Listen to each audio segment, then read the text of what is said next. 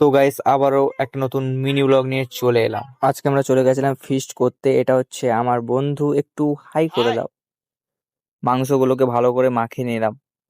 মাংসগুলোর পিসগুলো দেখেছো কি বড় বড়। এখানে হচ্ছে আমাদের চিকেনটা মাখানোর পরে কেমন লাগছে দেখো। ঢাকা দিয়ে রাখতে হচ্ছে, নাহলে ছাগল বাগল ঘুরে বেড়াচ্ছে। মাংসের কালারটা পুরো ভালো হয়েছে, একদম সেই। রান্না করার পর কি করে আমাদের রান্নি রান্নি ভালো রান্না হবে তো? রান্না যদি ভালো না হয় খবর আছে, যা হবে খেতে হবে। মাংসগুলো এবার প্রায় শেষের পথে, সবগুলো মাংস এক এক করে হাঁড়ির মধ্যে দিয়ে দেবো। তারপরে আমরা ঘি, ভাত এবং গোলাপ জল দিয়ে দিলেই সম্পূর্ণ কাজ শেষ। ফাইনালি খেতে বসে গেছি। সুপার।